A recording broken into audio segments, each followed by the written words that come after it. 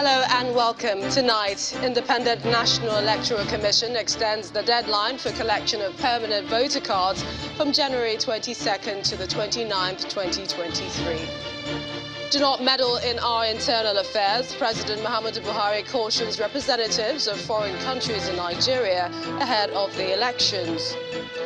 Economic and Financial Crimes Commission releases former Director General of the Labour Party's Presidential Campaign Council, Dr. Donyo Kupe, after his arrest by the DSS in Lagos.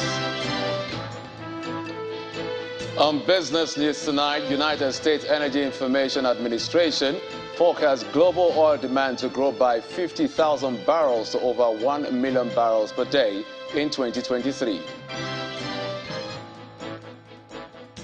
And on sports news tonight, Lionel Messi and Kylian Mbappe topped the nominees for FIFA's Best Award for 2022 following their brilliant performances at the World Cup in Qatar.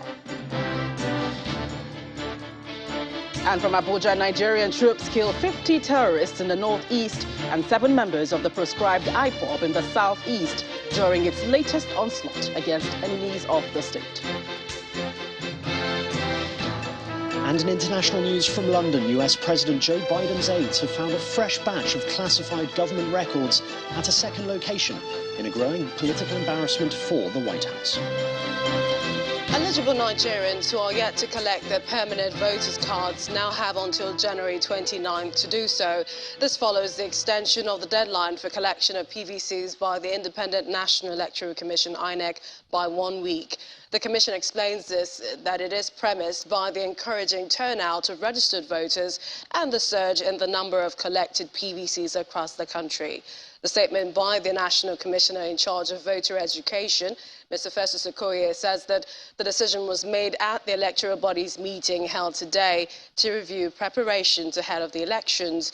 It adds that the collection of PVCs at ward levels has now moved from 16th to 22nd of January, while the collection at local government level will resume on the 23rd and end on the 29th of January 2023 from 9 a.m. to 3 p.m. every day, including Saturdays and Sundays.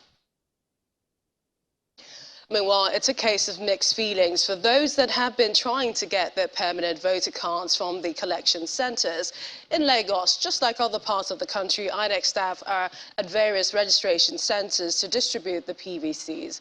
While some Nigerians are of the view that there should be more information sharing, some others say the process is seamless. Our correspondent Dominic Iwiwu has more. In less than 2 months, the electorates will be heading to the polls at various units to choose their next leaders. The Independent National Electoral Commission says over 93 million Nigerians are registered to vote in the elections. In the Lagos metropolis, some residents give their assessment of the process for collection.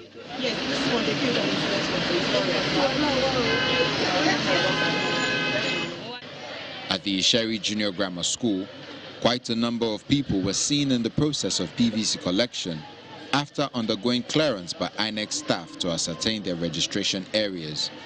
I feel that if you come at 8:30 as I came, I should be able to get number because they are supposed to start at 9 and they didn't come until 9:45, and at 8:30 they said the number, they collect only 300 numbers and I was late at 8:30.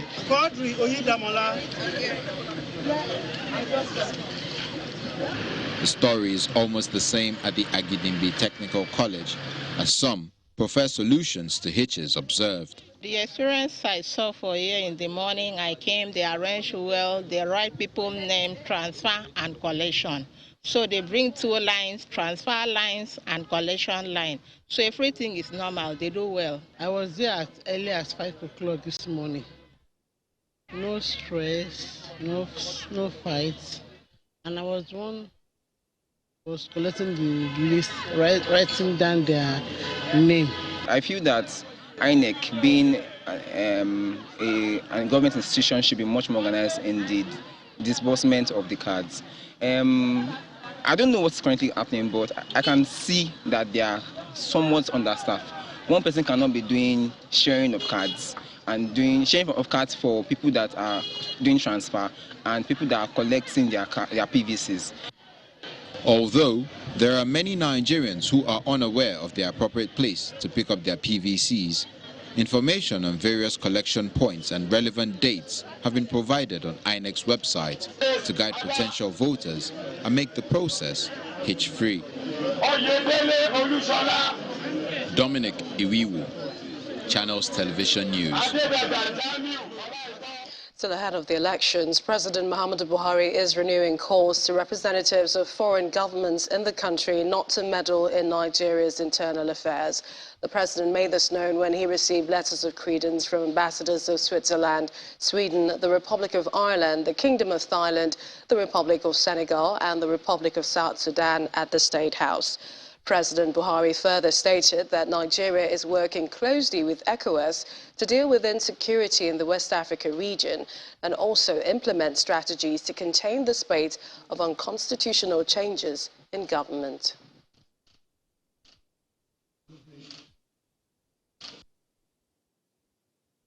As part of a sub-regional group, we are working closely with ECOWAS to deal with insecurity in the West African region, as well as implementing regional strategies to contain the spate of unconstitutional changes in government.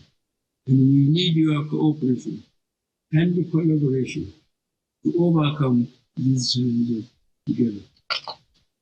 Your Excellencies, distinguished ladies and gentlemen, I wish to finally note that Nigerians will be going to the polls to elect another government at the general election on the 25th of February this year, 2023. I urge you to be guided by diplomatic practice to ensure that your activities remain within the limits of your profession as you monitor the build-up to the elections and the conduct of the general election itself. I'm therefore confident that your appointments are obviously deliberate to build on the successes of your immediate predecessors in order to advance our relations to significant and enviable heights. Nigeria's President Muhammadu Buhari. To politics now. The Labour Party's presidential candidate, Mr. Peter Obi, has called on Nigerians to shun tribal and religious sentiments and vote for a candidate with the capacity to fix the Nigeria economy. Mr. Obi stated this at his party's presidential campaign rally at the Michael Okpara Square in Enugu State. The Labour Party flag bearer was also at the University of Nigeria Nsukka campus and the UNN Business School Enugu campus, where he told both students and staff to go through his manifesto and support a new Nigeria. Labour Party presidential candidate Mr. Peter Obi arrives the campaign ground at the Michael Okpara Square, where supporters and other dignitaries were already on ground waiting for him. The former governor of Old Anambra State, Emeka Ezife, explains that a new Nigeria is possible if Peter Obi is elected as president. To enthrone equity, justice, fairness, and explosive economic development in Nigeria. God has modeled Peter Obi in every direction. Addressing the rally, a human rights activist assures the youths that the government of Peter Obi will prioritize their welfare and build a united Nigeria. We will better Nigeria where everyone is equal, where nobody will look at you based on what region you come from, but based on your competence, based on your character, based on your capacity, based on your empathy, based on the fact that you want Nigeria well. For the vice presidential candidate, the party is already prepared for the job and would ensure transformative leadership from the onset. We are different, my brothers and sisters. The day you hear one sentence President Peter Obi of Nigeria. From that day, we will stop the killing and start the healing.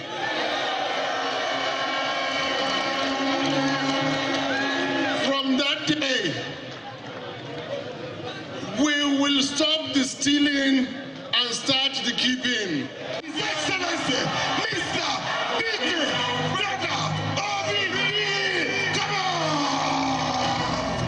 Come on! Amidst the cheers, Mr. Peter Obi canvasses for votes from the people, promising to rebuild Nigeria just like he did in Anambra State. Go out there and vote for us. The rest assured, you will see us change Nigeria. We know what it takes to change Nigeria, and we cannot fail. All we beg is, go out and preach and vote. I assure you, you know I've done it in Anambra State. I changed that state. So you can go there, see it. As the elections draw near, the Labour Party is optimistic that the obedience movement will translate to votes and victory for their candidates. In Lagos, the Nigeria Labour Congress and the Trade Union Congress are throwing their weight behind the candidacy of Governor Babajide Sanwo-Olu and his deputy, Kadri Hamzat, for a second term in office. The two Labour unions endorsed the All Progressives Congress governorship candidate during a rally held at the Police College, Ikeja. Members of the Nigeria Labour Congress and members of the Trade Union Congress converge on Police College, Ikeja to campaign for Governor Babajide Sanwo-Olu's re-election.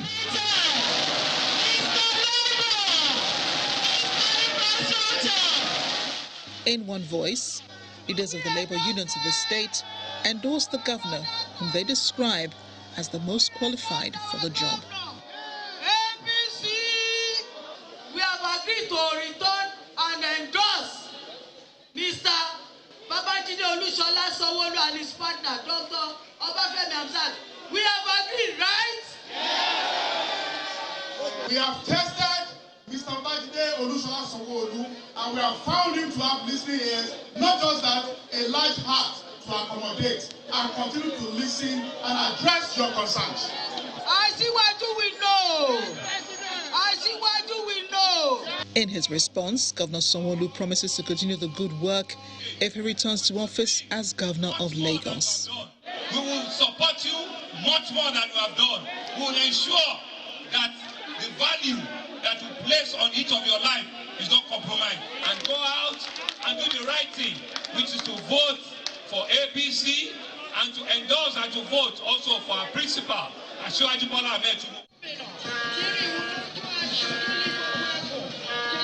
Another campaign continues at Ojo area of the state, where residents of Lagos West Senatorial District trooped out in their numbers for the presidential and governorship mega rally. Decampees from other parties were also received into the party. We have all gathered here to mark the barrier of PDP in Ojo Federal Constituency. Accept me as your member. I've not come to compete with you, but to synergize so that we can deliver the federal constituency to APC in all the elections. We love you all. Governor Babajide Sanwo-Olu assures the people of the area of completing the Lagos-Badagry Expressway project if elected for a second term. We'll create an ambience of security, safety for each and every one of you. Public transportation will be enhanced. As the political campaign continues for the next few weeks, the people ultimately will decide who wins with their ballots. In part two, after the break, Vice President Professor Yemi Osinbajo meets with Spain's Foreign Affairs Minister Jose Alvarez as both countries seek to increase partnership in areas of security and food security. That's in a moment. Please join us again.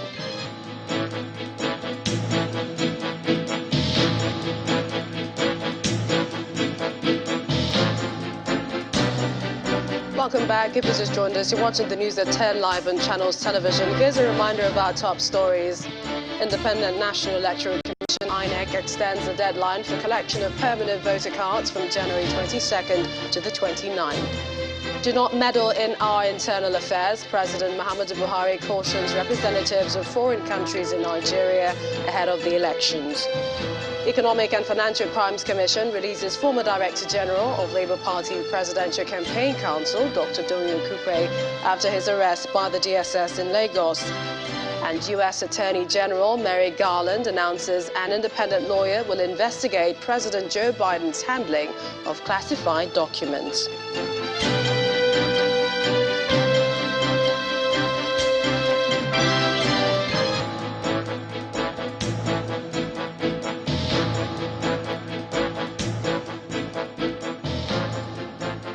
The former presidential aide, Dr. Donyo Kupe of the Labour Party, has been released by the Economic and Financial Crimes Commission, EFCC, after the anti-graft agency admitted he was arrested in error. It was gathered that Dr. Kupe was arrested on suspicion that he was yet to perfect the conditions of his release after his sentence by the Federal High Court, Abuja. Dr. Kupe had resigned as the Director General, Labour Party Campaign Council, after Justice Ijeoma Ojukwu, December 19, 2022, found him guilty of receiving over 200 million naira cash from a former National Security Advisor, Sambo Dasuki, ruling that his action violated the Money Laundering Act. The court sentenced him to 2 years in prison with an option of fine. He's said to have subsequently paid the 13 million naira fine, escaping confinement. In a statement, the EFCC admitted that Dr. Kupe was arrested in error, as it was in the process of removing him from a watch list issued as far back as 2016 before his interception by the DSS today. Nigeria and Spain are increasing their partnership, this time to address food security in the country. The commitment was made in a series of meetings at the Ministry of Foreign Affairs and at the office of the Vice President by Spain's Foreign Affairs Minister, Mr. José Alvarez. The Minister of Foreign Affairs, Mr. Jeffrey Onyema, commended Spain for being a huge investor in Africa's agricultural sector, while the Vice President, Professor Yemi Osinbajo, urged the opportunity, or rather used the opportunity, to speak on Nigeria's energy transition plan. The Minister of Foreign Affairs, European Union and Cooperation of the Kingdom of Spain, Mr. José Alvarez, is in Nigeria on a follow-up visit of President Muhammadu Buhari to Spain last year. He pays a visit to the Nigerian Minister of Foreign Affairs, Mr. Jeffrey Onyema.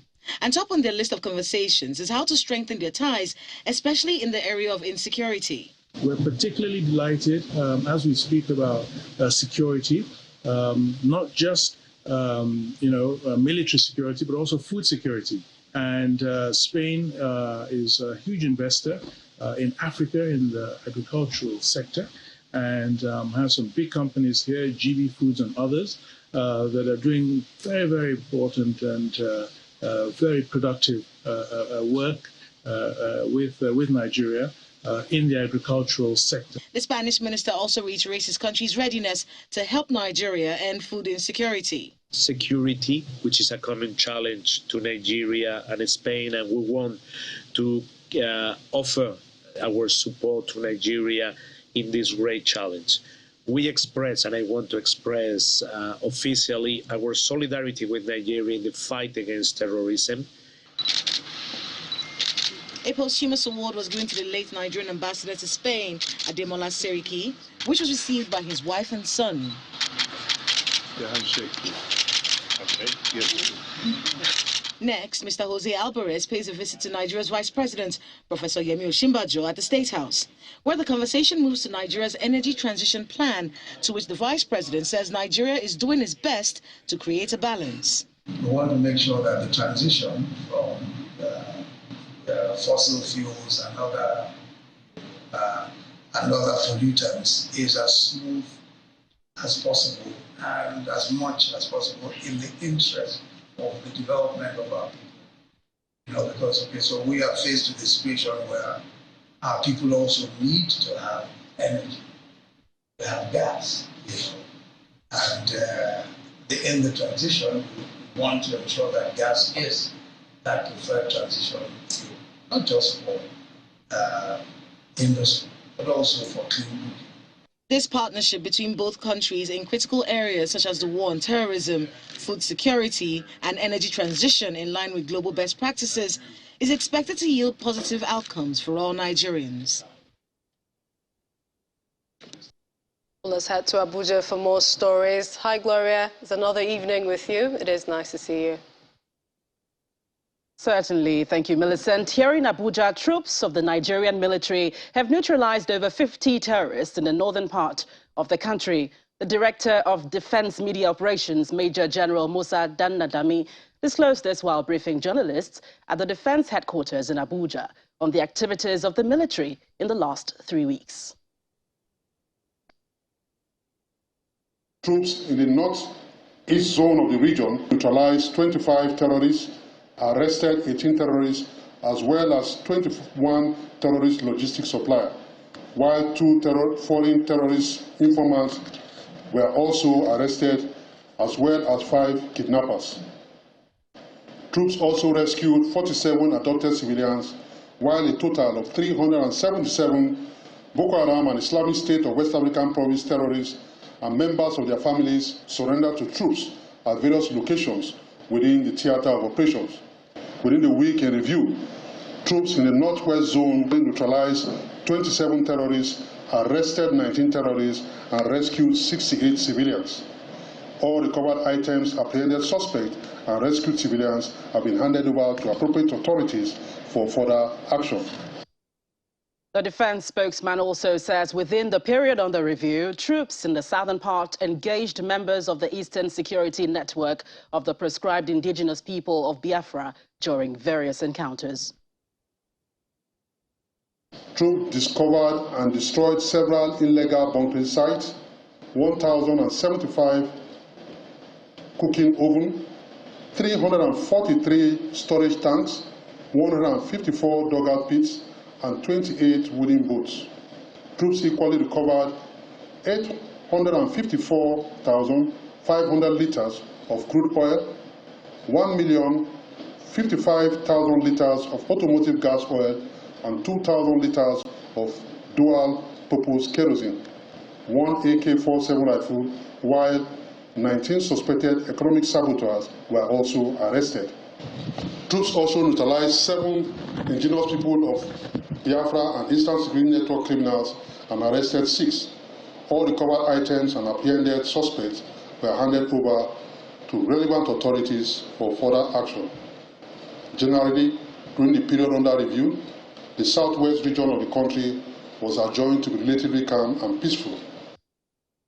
Meanwhile, President Muhammadu Buhari has expressed his displeasure over the death of 7 personnel of the Nigeria Security and Civil Defense Corps, NSCDC, who were reportedly ambushed and killed by bandits in Kaduna State while on official duty. Consequently, the president has directed the armed forces to seek the bandits who inflicted this casualty and make them pay the price. According to the statement by the senior special assistant to the president, Mr. Garba Shehu, today, President Buhari described the loss of the NSCDC personnel as a tragic event and salutes the courage of the men who gave their lives to the nation. A coalition of united political parties has asked for the release of the leader of the proscribed indigenous people of Biafra, Mr. Nnamdi Kanu, from the DSS detention. According to the spokesperson of the group, Mr. Ikenga Ugo Chinyere Imo, this call is to allow Mr. Kanu attend to his failing health. The group expresses optimism that the release of the IPOB leader can restore peace and permanently address the security challenge in the southeast of the country ahead of the elections in February and March. In view of the information I got yesterday that his health condition is going down, it will not even be in the interest of peace that Mazi Nnamdi Kanu dies in DSS detention or comes out of DSS later as a disfigured human being. We already know what he went through in Kenya when he was abducted and tortured and the heart problems that came with that. So that's what we're saying. And also, by that decision by the United Nations, they have given Nigeria about 6 months or thereabout, which is expiring this month, for him to be released. That the federal government of Nigeria have no basis keeping Mazi Nnamdi Kanu in continued detention. There are things that led to this agitation. issues of justice, equity, and fairness, and the insecurity that came with the killings that happened in most of our farmland by the herders. Then the president cannot address them. Because we addressed the Niger Delta problem when it happened and negotiated with them. The government also addressed the clash in the North Central with the farmers and the herders. The government is also addressing the Boko Haram issue, where they are even forgiving some of these terrorists and admitting them into positions of authority. So if we can do that even for terrorists, now human rights agitators, people who are agitating for fairness, equity, and justice, what is wrong in calling the young men in Igbo land to say, let us come to the table and address the things that led to this agitation, which boils down to justice, equity, and fairness. Meanwhile, the Federal High Court, Abuja, has dismissed a suit by the People's Democratic Party, PDP, seeking an order disqualifying Kwara State Governor Abdurrahman Abdurrazak from participating in the state's 2023 governorship election. Delivering judgment, Justice Iyangeko dismissed the suit for being incompetent and an abuse of court process. He held that the PDP lacks the right to sue since it wasn't a participant in the APC governorship primaries that produced Mr. Abdurrazak. The judge adds that Section 29, subsection 5 of the Electoral Act 2022 provides that only an aspirant who participated in a party's political primaries can seek to disqualify another for giving false information, as in this particular case. The suit, which was filed on August 4, 2022, had urged the court to make an order directing the Independent National Electoral Commission, INEC, to delist the name of Abdurrazak as a candidate of the APC for the 2023 Kwara governorship election. Well, staying with legal matters, the Supreme Court has agreed to promptly hear an appeal by a serving senator, Mr. Peter Nwoboshi, who was sentenced to 7 years imprisonment.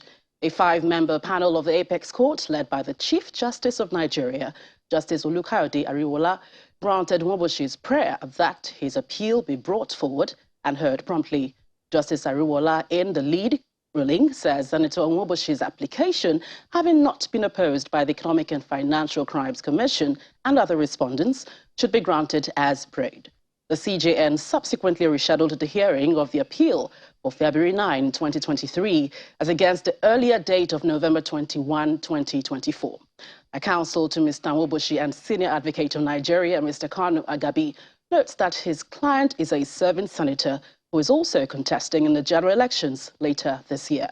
Mr. Agabi adds that it is imperative that Nwoboshi's appeal is heard on time to prevent a situation where he's made to serve jail term only for his appeal to succeed when it is eventually heard.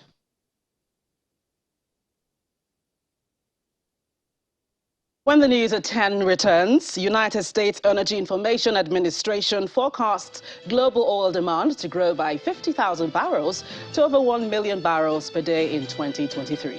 Well, that's in business news. Do join us again. Welcome back to Lagos. We head to River State, where the governor, Nyesom Wike, is challenging local government chairmen in the state to implement infrastructural projects in their domain rather than always wait for the state government. Governor Wike, who was speaking during the flag-off of the construction of Ademudia Road in Ahoda East local government area, says that it is high time the local government chiefs justify the huge allocations they receive on a monthly basis.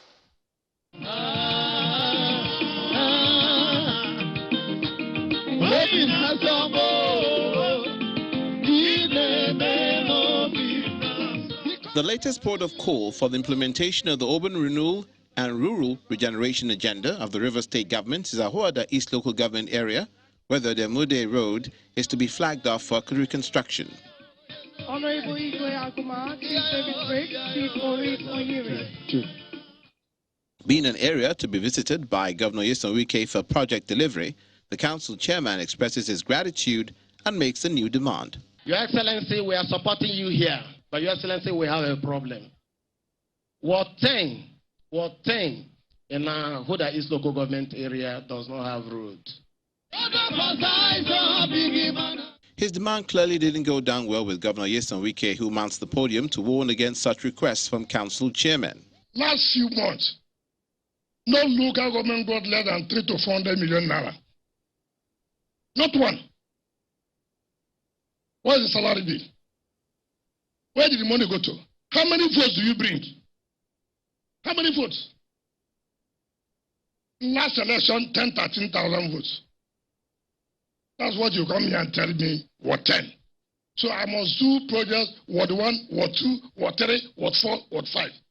This is the last time I'll go to any local government and I see a chairman coming out to say, we want to appeal to you to do something for us. You must show me your own report card.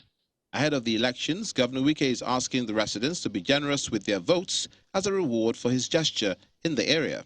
I thank God we have fulfilled all the promises we have made to the people of this local government. The Ezra said, I've done a lot and they will not ask for anything. The only thing I'm asking for you, bring out the votes. So all this while you say, I have done this, I have done that. You will also tell me to the 5th of February, I have done this. Return votes based on number of projects. The project will not only improve the landscape of this locality, but also the socio-economic status of the people, from engagement in menial jobs to the free flow of traffic when completed. The Abdul Samad Rabiu Africa Initiative, ASR Africa, which is the brainchild of industrialist and founder of Boer Group, Abdul Samad Rabiu, and the Boer Foundation, have awarded 1.5 billion naira development grants to Yewa Land in Ogun State. The grants will be channeled towards interventions in areas of health, education, or social development initiatives in about 5 communities. Well, this was announced at the grant presentation and mutual accountability framework signing ceremonies. This signing ceremony signals the beginning of a robust partnership between the Abdul Samad Rabiu Africa Initiative, Boer Foundation, and the monarchs of Yewa Land in Ogun State. ASR Africa and the Boer Foundation have been at the forefront of providing solutions for sustainable development in Nigeria and Africa. And so this time, they are bringing the intervention to Yewa Land for key community, social, infrastructural development projects. Part of why we're here also is to extend these developmental initiatives to communities, other communities within the state. And of course also here to extend the interventions of the Abdul Samad Rabiu Initiative to Yewa Land.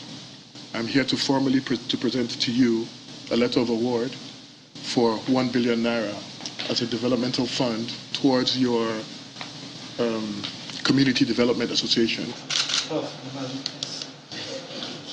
The grants award letter is then presented to the Oluobilaro and paramount ruler of Yewa Land, Oba Kehinde Olugbenle.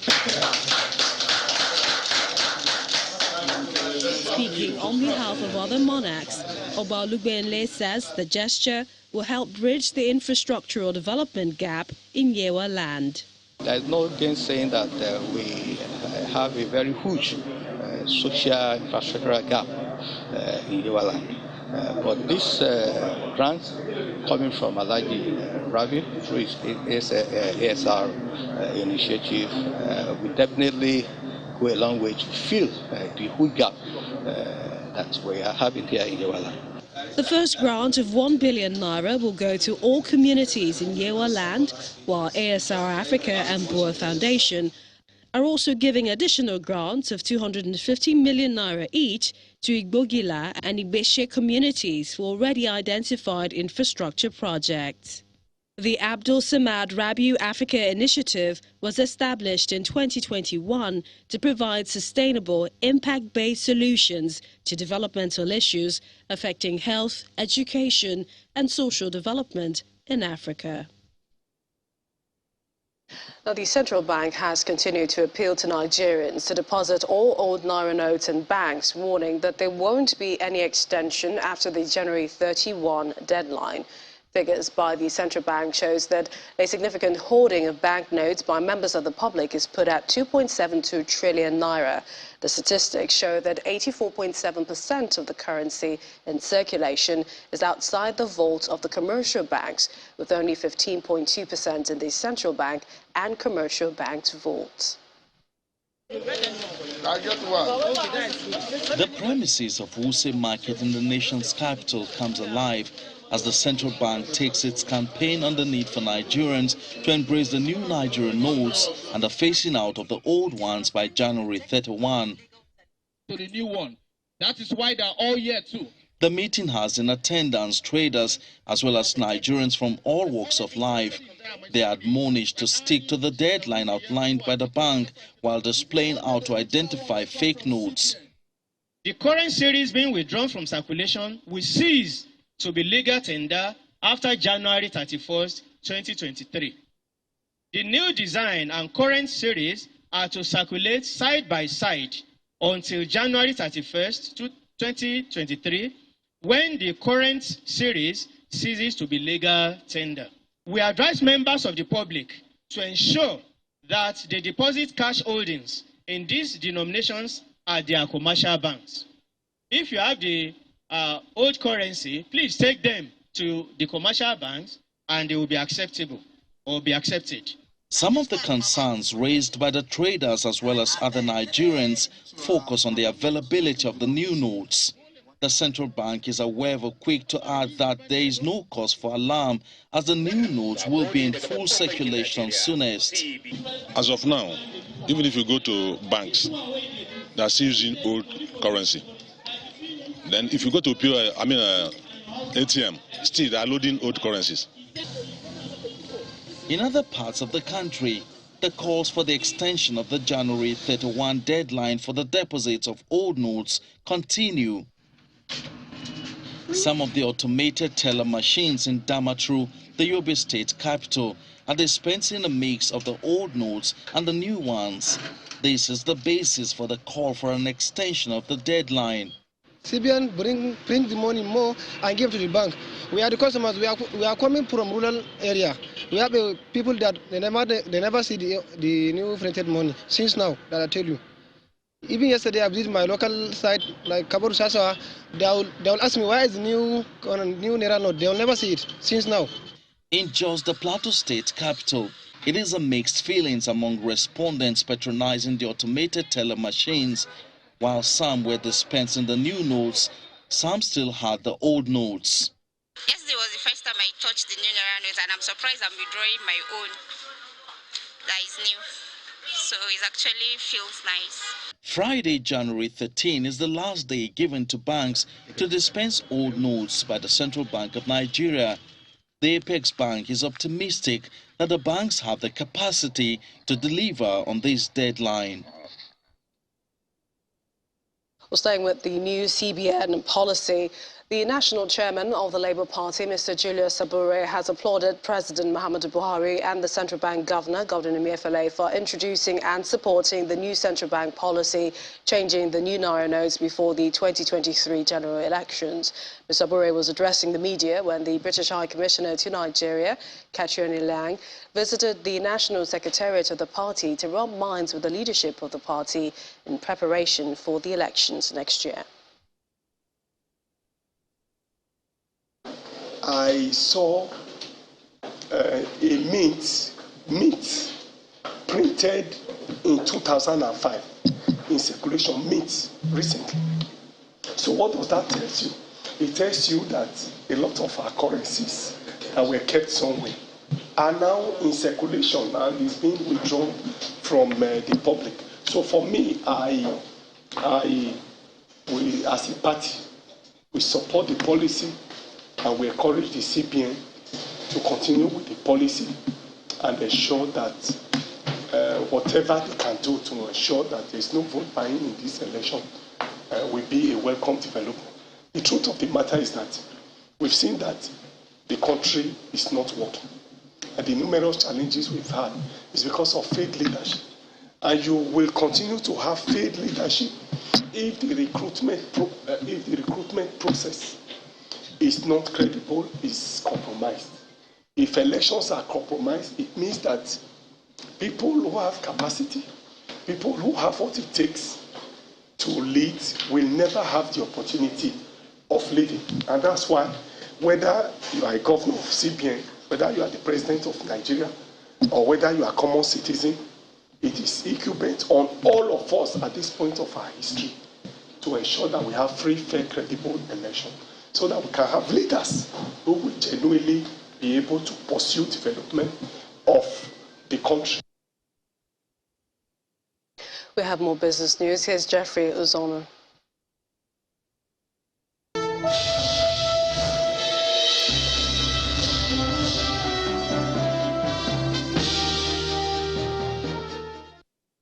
Thanks, Millicent, and welcome to Business News. The United States Energy Information Administration has increased its global oil demand growth forecast for 2023 by 50,000 barrels to over 1 million barrels per day, bringing the total demand to 100 million barrels per day. Total oil demand outlook for 2024 was also estimated at 102 million barrels per day, driven largely by consumption in India and China.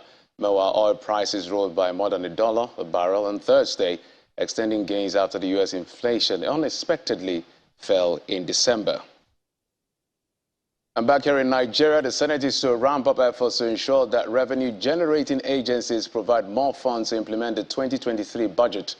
During a chat with journalists in Abuja, the Senate President, Ahmed Lawan, explains that revenue-generating agencies must account for every kobo generated, as Nigeria can no longer continue borrowing for budget implementation.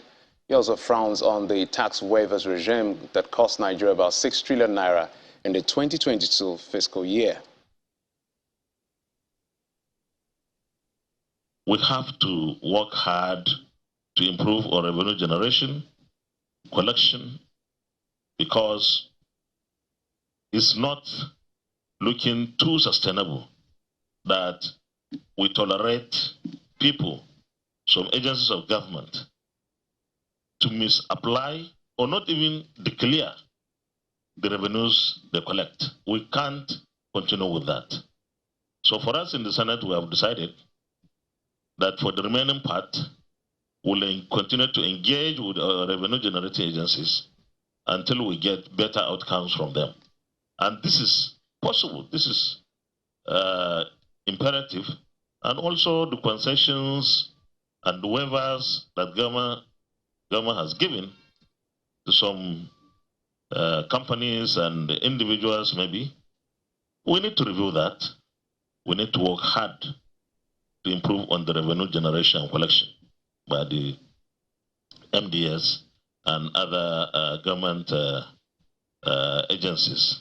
This should be a very, very important matter for the next assembly to continue to deal with, because we just cannot afford to continue borrowing. We should minimize it. I know it's not possible to eliminate it completely, but we should minimize it. And talking about more money for Nigeria, the Indian government says its companies operating in Nigeria have invested a sum of $19 billion in the country within the last 40 years. India's High Commissioner to Nigeria, Sri Balasubramanian, explained to journalists that the amount is attributed to more than 135 Indian companies operating in Nigeria over that period. He believes India and Nigeria could cooperate through information sharing and networks, among others, as bilateral trade between both countries have increased to almost 70% between 2021 and 2022. Consumer inflation in the United States slipped in December to the lowest level in over a year, marking the 6th consecutive month of easing. According to the Labor Department, the CPI, which is the Consumer Price Index for December, rose by 6.5% year-on-year, the smallest increase since October 2021. American households have struggled with decades-high inflation in the last year, and the downward trend could fuel hope for some reprieve from steeply rising interest rates. Let's head now to the equities market right here in Nigeria, where it sustained bullish sentiment as stocks notched a two-day winning streak following Tuesday's loss. Larry Williams has the details.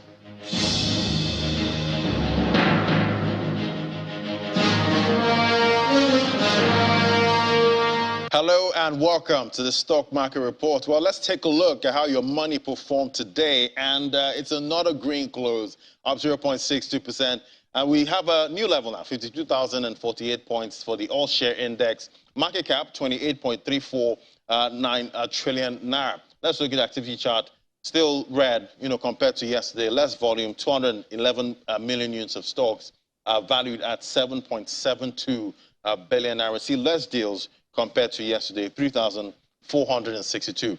Let's look at the sectoral performance. We see it's all green, with the banking sector biggest win again, 2.15%. See all the fugas there adding to their share prices, propping up that counter. Industrial goods is also up 0.18%, and consumer goods sector there 0.74. So it's that's why we see the bull making a big appearance today. And it's a widely positive market breadth. 35 stocks gained, while 9 stocks declined. Year-to-date gain 1.55%, and it's the final trading day for the week. Tomorrow should be a positive week. And that's the stock market report. I'm Ladi Williams. It's back to you.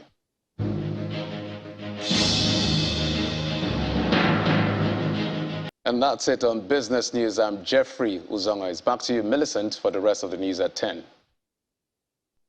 Thanks, Jeffrey. The U.S. Attorney General Merrick Garland has announced independent lawyer Robert Hur will investigate President Joe Biden's handling of classified documents. Files were found in the president's Delaware home. Similar files were discovered by his aides at a Washington, D.C. office he had used after his term as vice president.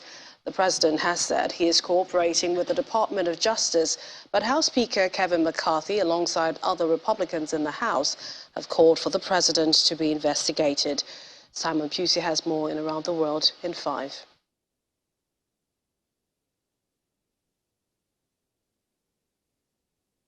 Good evening and welcome to the channel's studios here in London with your international news around the world in 5. US President Joe Biden's aides have found a fresh batch of classified government records at a second location in a growing political embarrassment for the White House. The first cache was found at a private office in Washington, D.C. that Mr. Biden used after his vice presidency. The matter is under review by the US Department of Justice.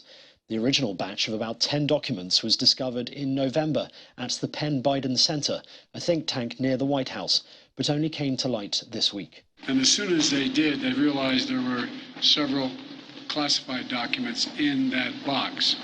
And they did what they should have done. They immediately called the archives,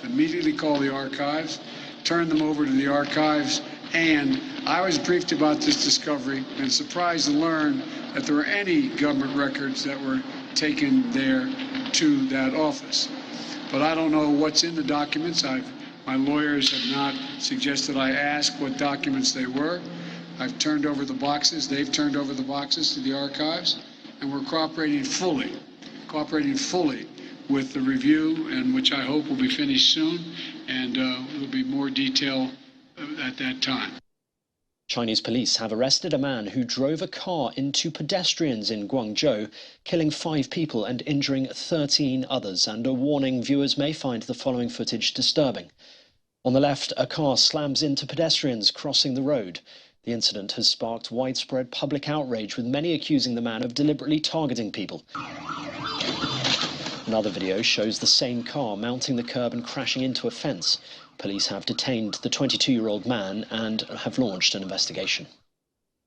An attorney for the collapsed cryptocurrency exchange FTX says they have located more than $5 billion of assets.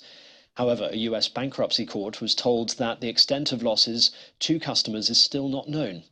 Prosecutors have accused FTX's former chief executive, Sam Bankman-Fried, of orchestrating an epic fraud that may have cost investors, customers and lenders billions of dollars. Mr. Bankman-Fried has pleaded not guilty to charges that he cheated investors. German police have begun to clear climate protesters holed up in an abandoned village near the Dutch border in a continuing standoff over the expansion of a coal mine.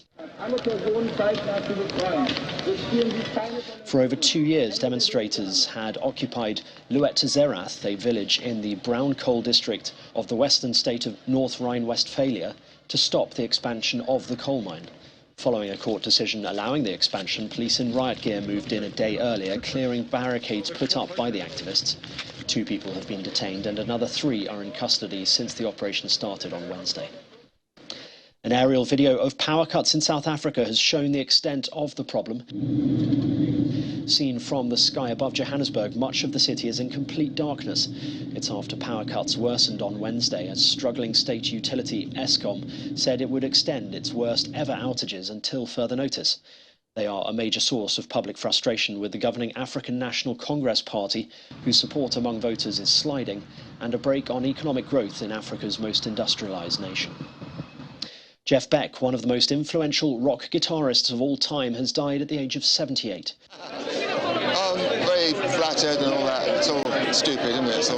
It's all gone right. The British musician rose to fame as part of Yardbirds, where he replaced Eric Clapton before forming the Jeff Beck Group with Rod Stewart. His tone, presence and, above all, volume redefined guitar music in the 1960s and influenced movements like heavy metal, jazz rock and even punk. And a disgruntled guest has smashed his sports car through the doors of a hotel in Shanghai in China.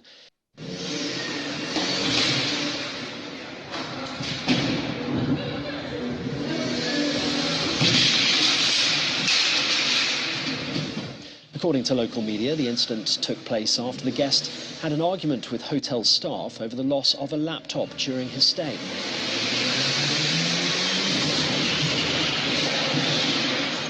The man then began driving wildly around the lobby, knocking over objects and smashing into glass.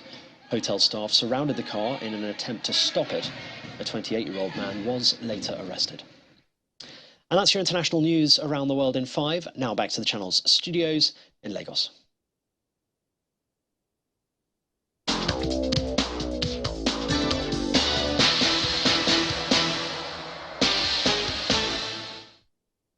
Thank you, Simon. Welcome to Sports News. Now, fresh from their brilliant performances at the World Cup, Lionel Messi and Kylian Mbappe are among the nominees for FIFA's Best Award for the year 2022. Now, Messi, who has won the prize once before, captained Argentina to victory in Qatar, a career-defining triumph that has boosted his chances of winning an 8th Ballon d'Or, but may also make him favourite for this prize. Mbappe as well, who netted a hat-trick in the World Cup final, and another 2 PSG players are nominated in Neymar and Achraf Hakimi. Karim Benzema, who won last year's Ballon d'Or for his performances with Real Madrid, is also nominated, as is Robert Lewandowski, winner of the FIFA prize in the last 2 years. A public vote open until February the 3rd will decide the 3 finalists in each category. Bayern Munich manager Julian Nagelsmann has revealed that injured Senegal forward Sadio Mane will come back a bit earlier and may feature in the Champions League last 16 clash against Paris Saint-Germain. Nagelsmann said Mane was making better than expected progress in his return from the right fibular injury, which ruled him out of the World Cup. Bayern Munich travelled to Paris for the first leg clash on February the 14th, with the return fixture in Munich taking place on March the 8th. A New York auction house, Sotheby's, has confirmed that a jersey worn by U.S. basketball legend Kobe Bryant, who died almost 3 years ago in a tragic helicopter accident, will sell for up to $7 million next month. According to Sotheby's, Bryant's iconic yellow and purple number 24 jersey, put up for sale by an anonymous owner, was worn by the legendary player in 25 games during the 2007-2008 season. The item will be on display in New York starting February the 1st and is part of a large online sale of collectible sports memorabilia lasting from February the 2nd to the 9th. And that's a wrap on Sports News. Thank you for watching. I'm Victor Matthias. It's back to Millicent with the wrap of the news at 10.